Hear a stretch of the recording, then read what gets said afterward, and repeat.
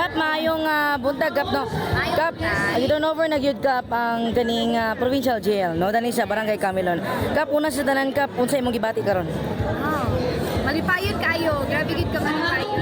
Finally, sa di ka katuig nga ako na kagataw, nag-construct na siya, hanggang karon nga turnover na yun, blessing na yun finally. Malipayon kayo ni sa Barangay Camilon, o sa mga katawhan, inidawat ang welcome, mga katawhan sa barangay. Ayan. Tapos may commitment sa konseho para sa Maong Provincial Jail. Together with our LGU, ako na itong sa mapasalig na kanang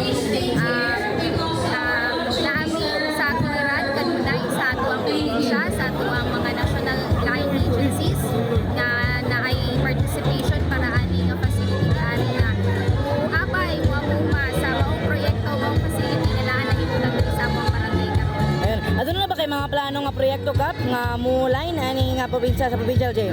Right now, medyo overwhelming kayo ang ekonomikanhon nga kalibukan nga musulod ani sa amuang barangay, pero for sure muigo gid gyapon ni sa STPI nga programa sa atong gobernador kay naglaumi nga makahatag ni dugang pang-empleyo, dugang panginabuhian sa among mga katawhan sa barangay Camilon. Ayan. Kap, mensahe nimo, Kap, kay Governor o kay Congressman Bambing nga naningkamot gayud, Kap, no nga mahuman na gyud ning Provincial Jail. Yes, our governor gihapon bisag Congressman nato karon Congressman Bambing Mano, and of course ato ang amahan sa panginabuhian ang ang Gobernador Peter Senior Pedro Onabio. Thank you kaayo kay nahimog yung malampuson ang ato ang gidamgo nga proyekto karon na naa na gid siya.